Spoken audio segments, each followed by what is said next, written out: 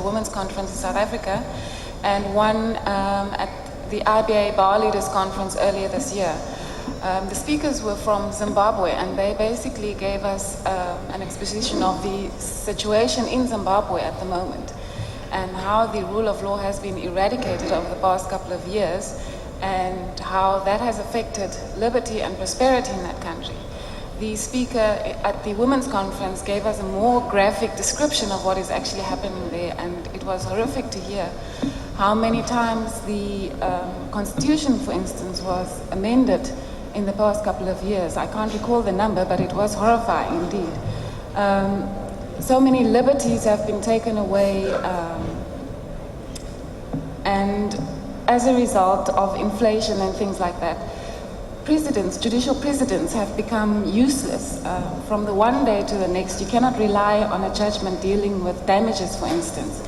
You've instituted a claim today, and in a year's time, your claim is worth nothing. My concern basically is that it seems that the rest of the world is sitting back or somehow ignoring the situation in Zimbabwe. And the speaker that addressed us in South Africa basically implored the neighboring countries, the Southern African countries, to assist them in trying to re-establish the rule of law in their country. A lot of their professionals have left the country and are practicing in other countries. In our country, for instance, we have a lot of the lawyers that are practicing in our country. And there are a few brave ones left and very courageous judges in that country who are trying to maintain the rule of law in that country. And mine is actually not a question, but more comment and a request to everybody present here, especially in view of the focus on the rule of law by the IBA as well, to keep Zimbabwe in mind. And she says that it's so terrible, just getting a copier or fax machine is a problem. So things like that, in order to assist them, would be helpful. Thank you.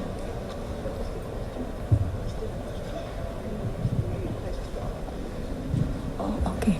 So she's just asking for comments. Are the speakers willing to comment?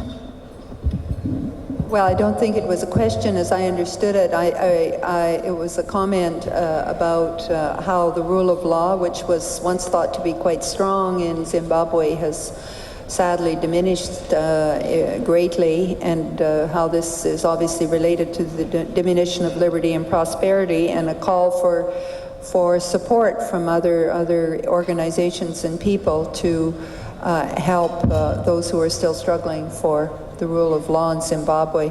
I would only say the obvious, which is that the rule of law is very difficult to establish if you don't have it. It's hard for people to really understand that there can be such a thing as justice.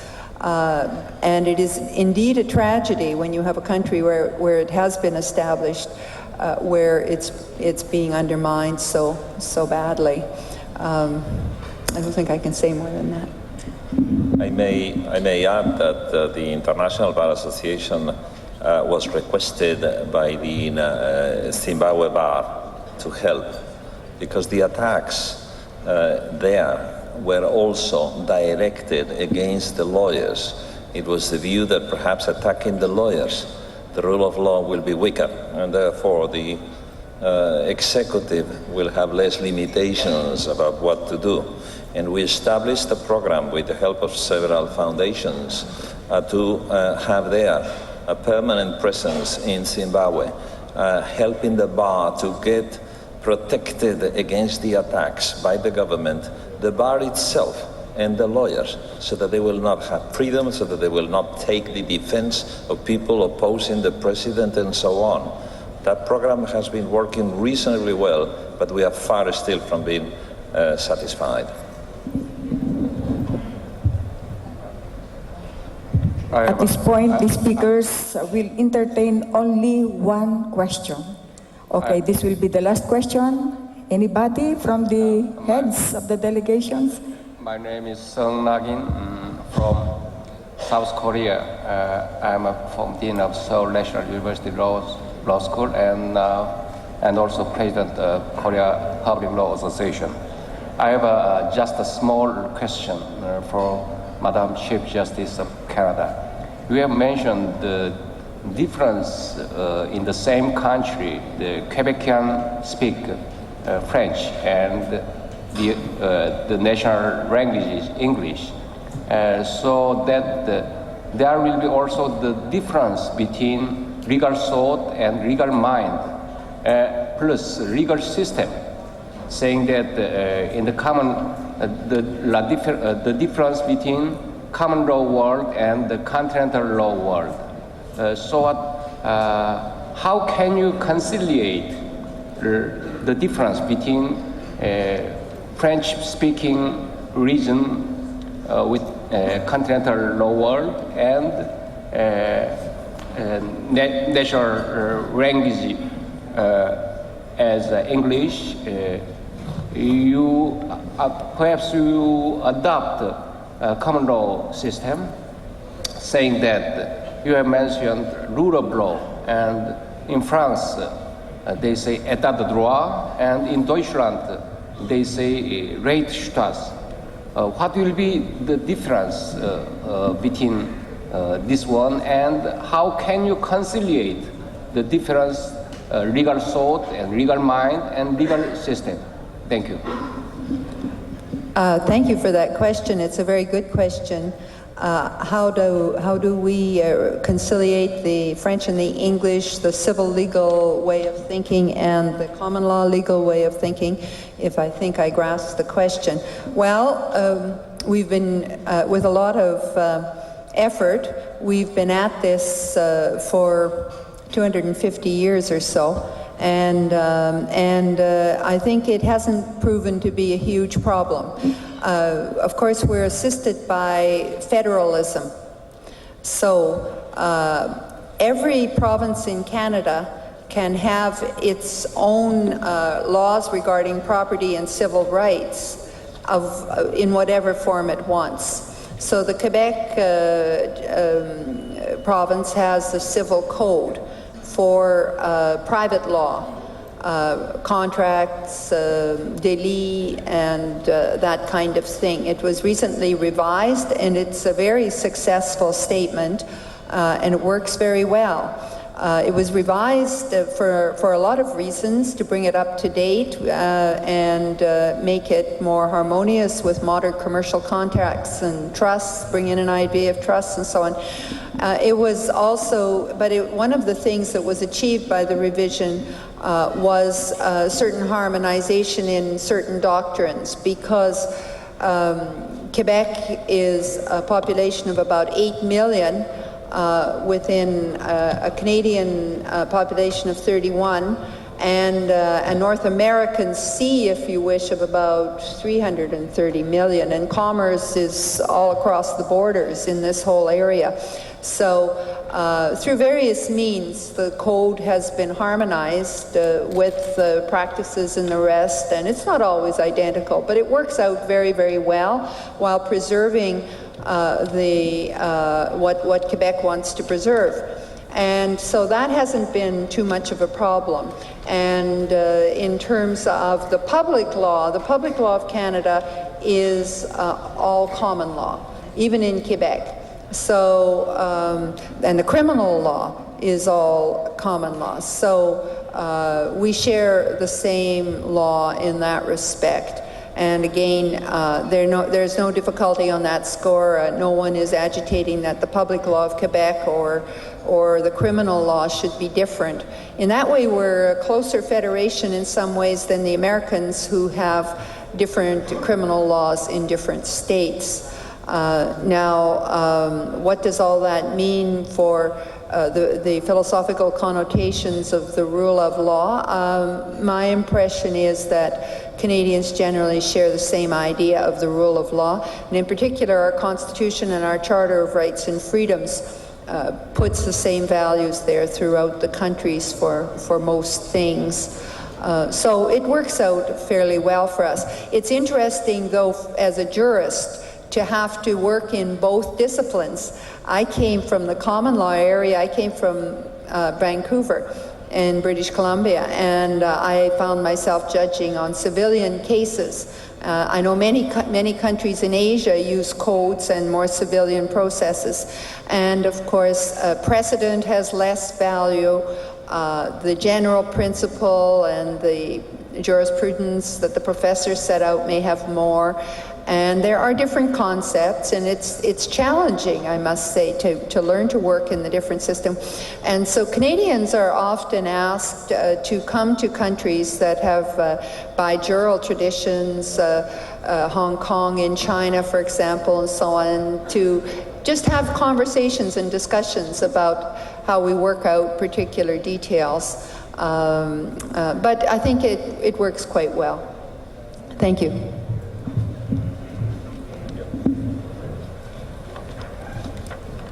So that wraps up our plenary session this morning. Thank you so very much again, Chief Justice McLachlin, Senor Pombo, Chief Justice Tech, for those very enlightening, highly intelligent messages, comments, and answers.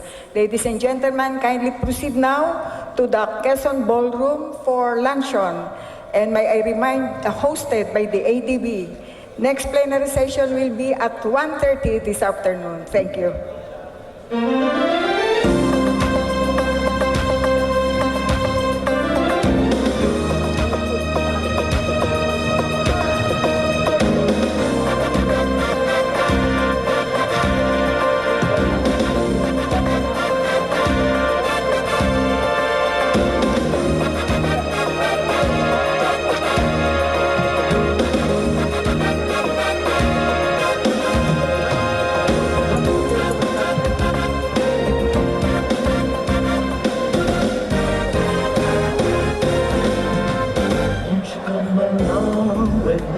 So much to do and see. There's a lot to learn and meet.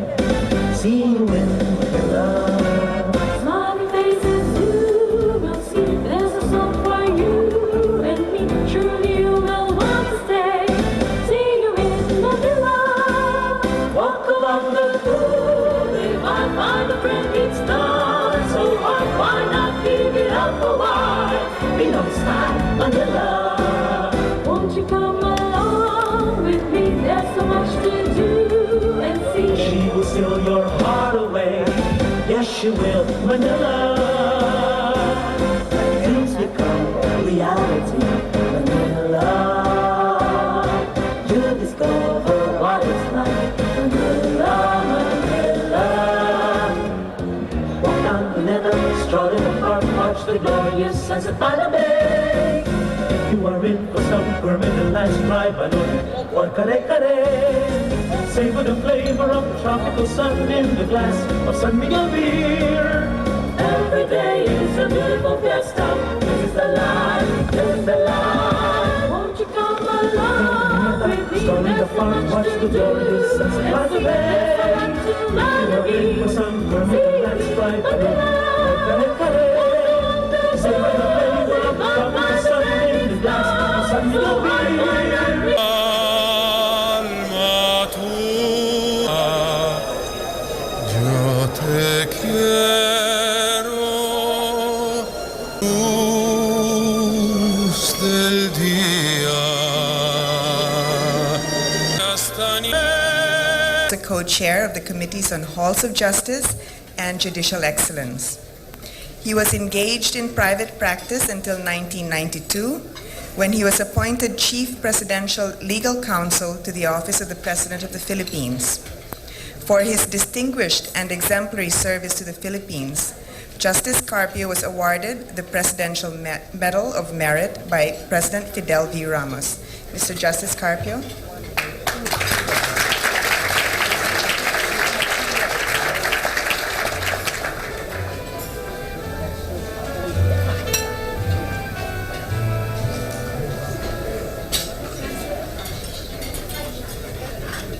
Distinguished participants in the Global Forum, Excellencies of the Diplomatic Corps, distinguished guests, ladies and gentlemen, good afternoon.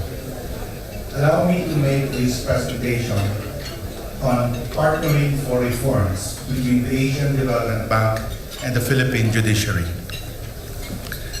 The Philippine judiciary is pursuing an action program for judicial reform to ensure the delivery of speedy and fair dispensation of justice to all, judicial autonomy and independence from political interference, improved access to judicial and legal services, improved quality of external inputs to the judicial process, efficient, effective, and continuously improving judicial institutions, and a judiciary that conducts its business with dignity, integrity, accountability, and transparency.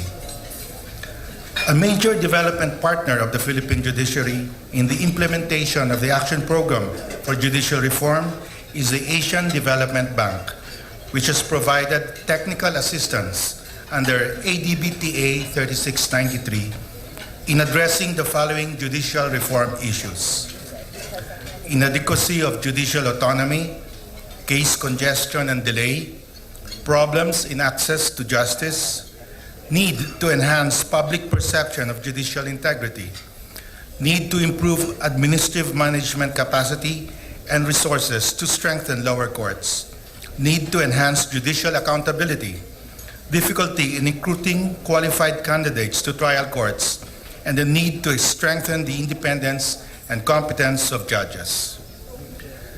Through ADBTA 3693, the ADB provided assistance in strengthening the independence, accountability, and operational efficiency and effectiveness of the Philippine judiciary by designing the institutional mechanisms to operationalize these reform goals. Specifically, this technical assistance assisted in designing the framework for judicial, fiscal, and administrative autonomy and accountability, re-engineering the administrative structure and the various administrative and financing operational systems under a decentralized framework, improving the judicial appointment process and the judicial remuneration process, and enhancing the capacity of the Philippine Judicial Academy to deliver judicial training.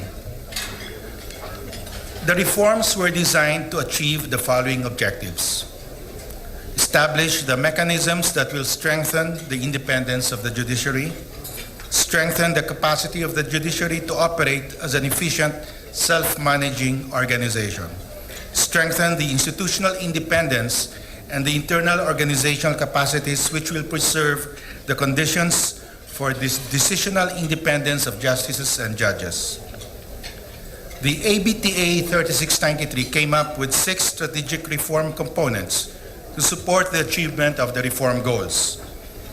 First, the transfer to the judiciary of pertinent oversight, administrative and financial management functions and decision-making authority now being exercised by the executive branch over the judicial branch of government.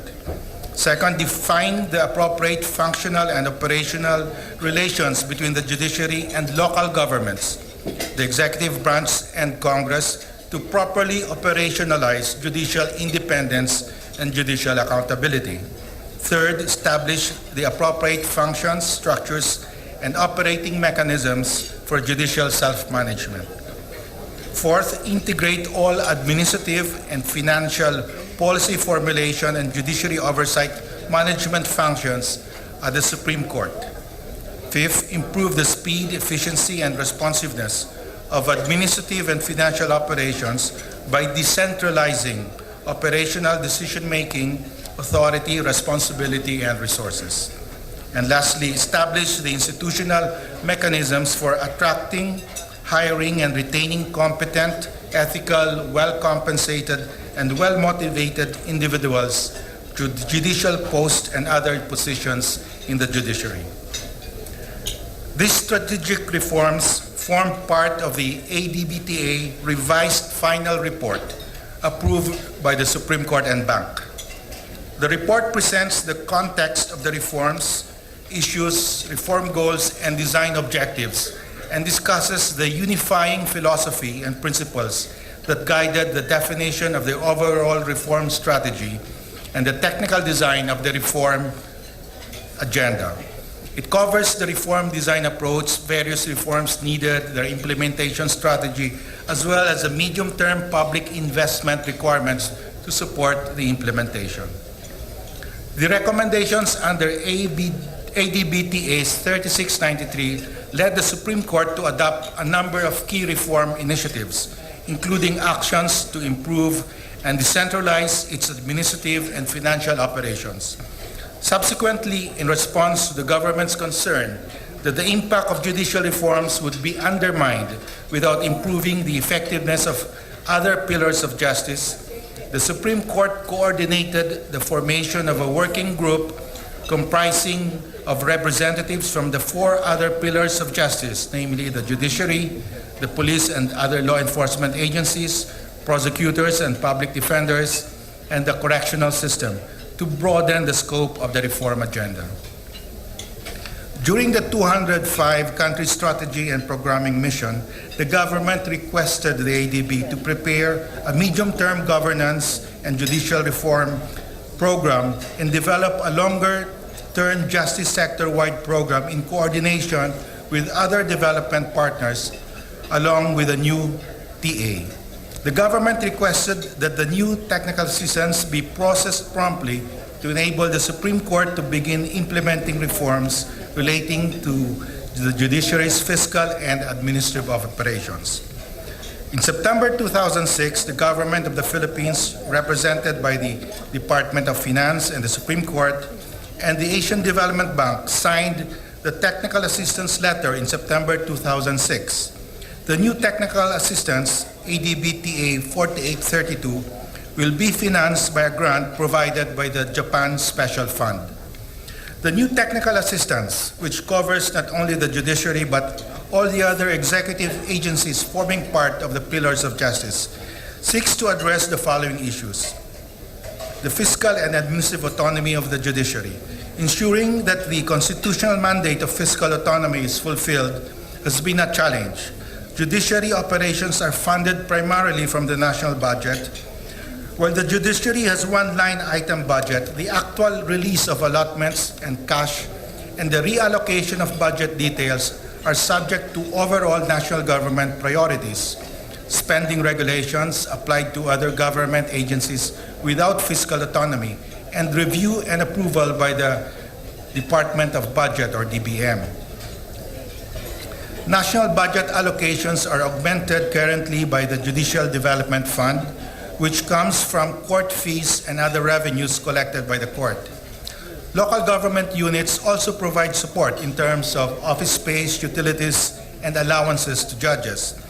Local government support, being discretionary on the part of the local executive officials, is not conducive to an independent judiciary. There is currently no judiciary-wide resource management perspective. For example, the budget of the appellate and special courts continues to be subject to DBM control, while administrative and financial management functions for the more than 2,000 lower courts are centrally managed by the Office of the Court Administrator. Centralized management results in inefficiencies and further dependence on LGU support. Delays in the administration of justice. Delays in the administration of justice can be attributed to constraints within the judiciary and the other pillars of justice. There is therefore need for caseload management reforms and a monitoring framework to track judicial efficiency in this area. To review the effectiveness of other measures instituted to promote speedy justice, including the Katarungan ng Pambarangay or the barangay justice system. To address issues related to the effectiveness and efficiency of the other pillars of justice in order to maximize the benefits of case decongestion and delay reduction strategies. To address constraints and in maximizing use of information and communication technology to promote greater efficiency in the judiciary, and to improve coordination and collaboration among the four pillars of justice, especially on sharing of information. Longer-term justice sector strategy. The APJR will be evaluated, and the results of such evaluation will be used to update priorities and focus and reprogram resources toward full implementation of the reform initiatives. Recommendations from this evaluation need to be reconciled with a proposed roadmap for integrated justice sector reforms. A clear understanding of implementation issues such as capacity and funding constraints needs to be clearly identified to prioritize the reform agenda. The ADBTA 4832 will thus focus on three key reform areas: fiscal administrative autonomy of the judiciary. The new TA will support implementation of the judiciary's new administrative and fiscal structure through assistance in developing and implementing detailed structures, staffing, and operating procedures, and systems for the new Central Court Administrative Office, responsible for administrative oversight, and the new Central Fiscal Management Office, CFMO, responsible for financial oversight, and a pilot ARCO project in Region 6. Administration of Justice. The new TA will provide support to enhance overall management of information in all pillars of justice to achieve greater efficiencies and enhance accountability through the development of the framework for a National Justice Information System. This will implement the judiciary's case flow management in Region 7, develop business processes and systems to align the barangay justice system with the judicial process in Region 7, enhance communications and connectivity among the courts through the provision of Wi-Fi antennas in courts with adequate IT structure, enhance access for the judiciary and the prosecution service to web-based research materials needed to handle cases, and develop a case management system to track the status of cases assigned to prosecutors, including prosecutors deputized by the Ombudsman. The new TA will also assist in developing a sustainable capacity development strategy for prosecutors, including funding sources. And the third goal is a long-term sector-wide strategy. The new TA will focus on developing a sector-wide approach for justice sector reforms in close coordination with other development partners. This approach will assess and clarify all previous, current, and future-related donor reform initiatives, facilitate agreement with the government and other development partners on the reform agenda, develop short and long-term strategic funding initiatives, and develop a performing monitoring system that includes benchmarks and indicators to track progress in implementation. On behalf of the Supreme Court of the Philippines, we thank the Asian Development Bank for this commitment and consistent support for the Action Program for Judicial Reform. Thank you.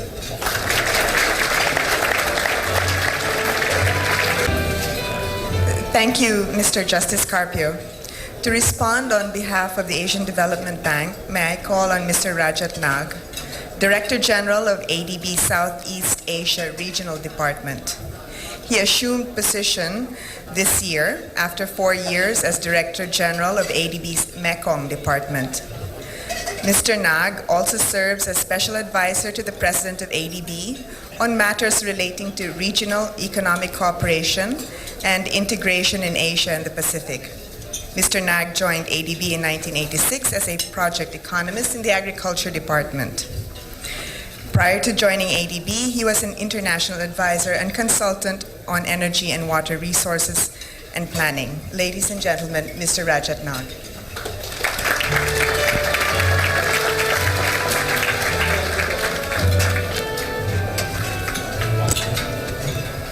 Chief Justice Panganiban, former Chief Justice Davide, Justice Carpio, Ambassador Yamazaki, honored justices and judges, distinguished guests, excellencies, ladies and gentlemen.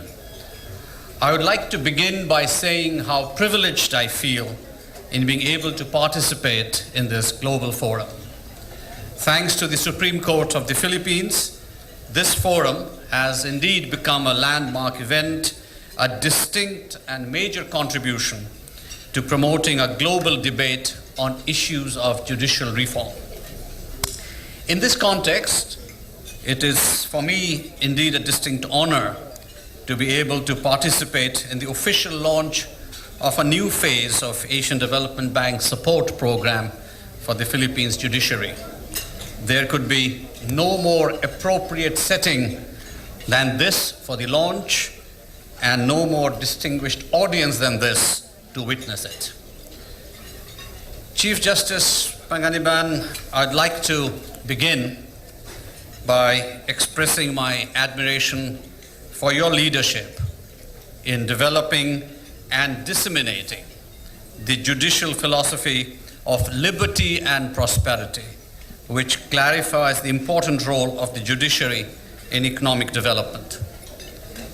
This philosophy, which is your personal contribution to a key debate, uplifts and strengthens the initiative launched by the Supreme Court in 2001 under the leadership of former Chief Justice Davide, the Action Program for Judicial Reform in the Philippines.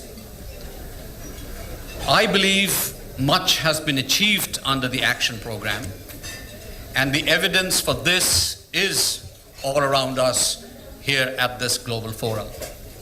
But much still remains to be achieved, and hence the continuing importance of this effort led by the Supreme Court in concert with all partners, and we are privileged to be a part of that partnership. Distinguished guests, support for judicial reform has been and continues to be an important part of ADB's efforts in this country. Our support program for the judicial reform began in 2000, and we are pleased to be able to continue that process. Our support for the Action Program was based on a dual conception of the importance of the law and judiciary, and indeed of the role and value of justice.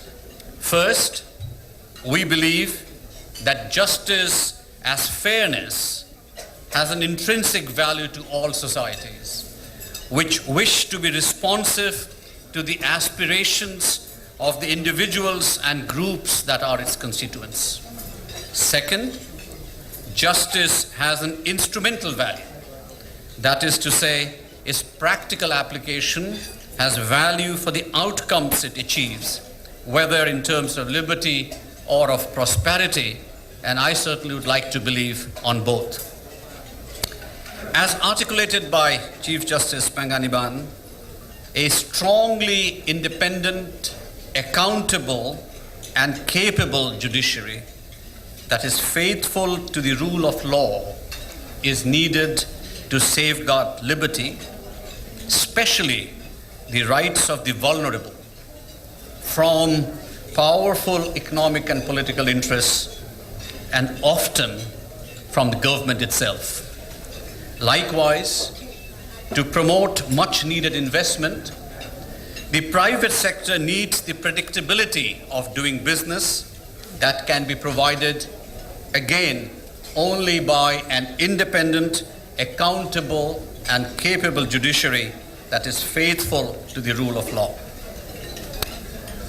With these principles providing the overarching frame of reference, we are very pleased to work with the Supreme Court in these core areas that Justice Carpio had outlined.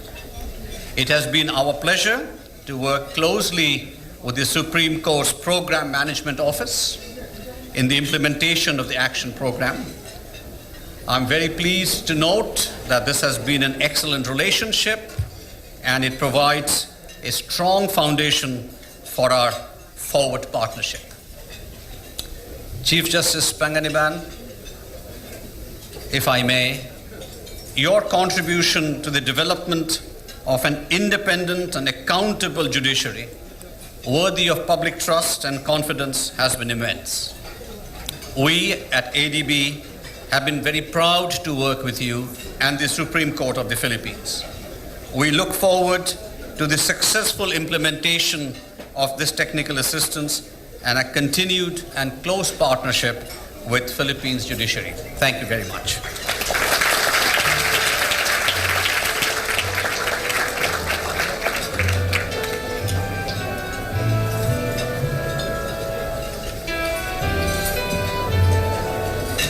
Thank you, Mr. Nag. The government of Japan has continually supported Philippine judicial reforms. ADB's first TA on strengthening the independence and accountability of the judiciary was funded by the Japan Special Fund and administered by ADB. The new ADB TA is also being funded out of the Japan Special Fund of the Japanese government. We are honored today to have with us His Excellency Riichiro Yamazaki, Ambassador Extraordinary and Plenipotentiary to the Republic of the Philippines, representing the government of Japan. His Excellency was previously the government of Japan's Ambassador for International Trade and Economy and Chief Negotiator for the WTO Doha Round negotiations. He was also Chief Negotiator for the Economic Partnership Agreement negotiations with Mexico. His Excellency's overseas postings have included Washington, D.C., Paris, Beijing, and London. He was assigned Ambassador and Deputy Permanent Representative to the United Nations in New York and Ambassador to Vietnam. He was the first Japanese ambassador to be awarded the Friendship Medal by the Vietnamese government upon his departure. In Tokyo, His Excellency served as spokesman of the Ministry of Foreign Affairs and Prime Minister Mori's International Press spokesman. He was also Deputy Director General of the Foreign Policy Bureau and Director General for International Affairs of the Japanese Defense Agency. Ladies and gentlemen, His Excellency Ambassador Riichiro Yamazaki.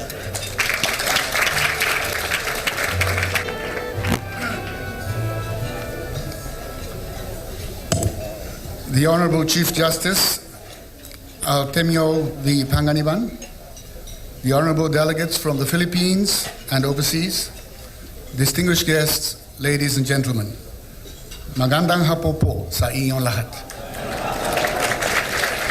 For the guests from overseas, that means in Tagalog, good afternoon to you all. But I must say to my Filipino friends, that's the only Tagalog I know, so I will continue to speak in English with your permission.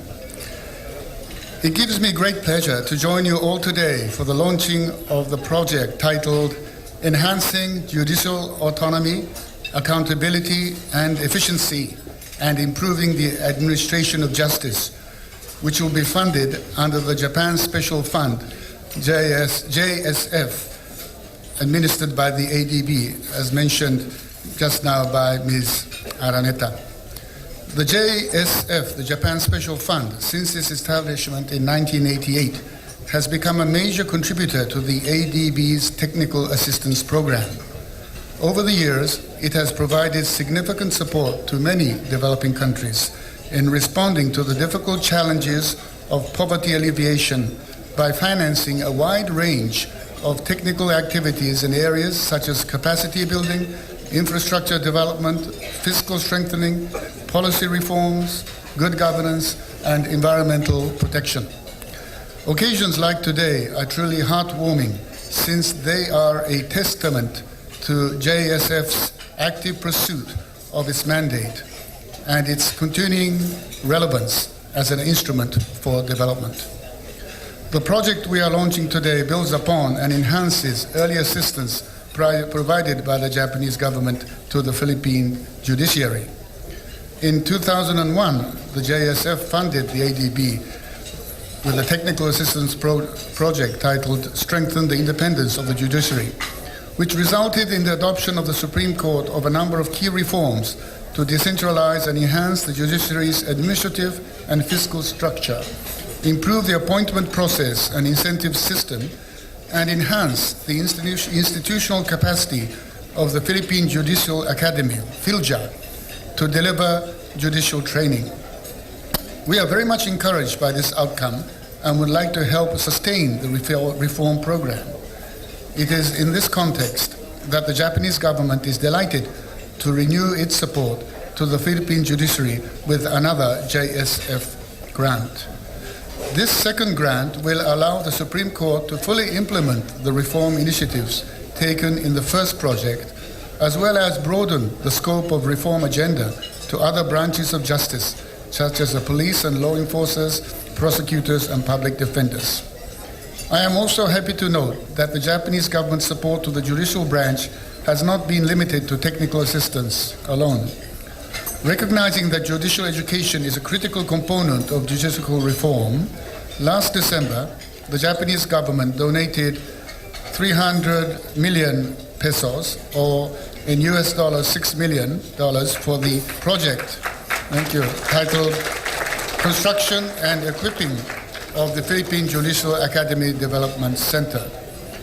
This ODA grant from Japan is actually only a part of the total project cost, which is about 525 million, and will enable the Supreme Court to construct PhilJA, Philippine Judicial Academy's additional building and renovate its existing training facilities in Tagaytay City, located about an hour south of Manila.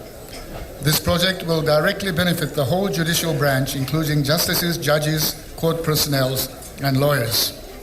All these initiatives manifest the strong support by the Japanese government to the Action Plan for Judicial Reform, which is a comprehensive reform program for the Philippine judiciary adopted by the Philippine government in year 2000, as explained in detail by Justice Carpio earlier. Japan's staunch support comes with the recognition that tackling the formidable problem of poverty entails a comprehensive approach, and judicial reforms constitute a key component of this approach. In other words, an effective and efficient judicial system is not only an end in itself, but an indispensable tool for achieving development objectives, such as prosperity for as many as possible. Japan is both proud and humbled that we have been a steadfast partner of the Philippines in its development efforts. I am happy to note that this year is a memorable year, as it marks the golden anniversary of the normalizations of diplomatic relations between our two countries. In fact, President Arroyo has declared this year as a Philippines-Japan Friendship Year to commemorate 50 years of strong ties in all areas of human endeavor. This year's celebration also provides an excellent opportunity to further expand and deepen our partnership in the years ahead. In closing, I would like to thank the ADB, our committed partner, in effectively channeling the JSF to vital development projects. I would also like to acknowledge the Supreme Court under the excellent leadership of Chief Justice Art Panganiban, the Ombudsman, Department of Justice, and other stakeholders of the Philippines. It is your collective dedication and hard work that will sustain the reform process to realize a competent, transparent, effective, and efficient judicial branch, thereby setting an example to the rest of the world. I would like to cap my message by unequivocally reaffirming Japan's continued partnership with the Philippines in its nation-building endeavors. In this context, your theme of liberty and prosperity is indeed a crucial issue that needs to be addressed. I wish your forum all the success. Maraming salamat po at mabuhay tayong lahat.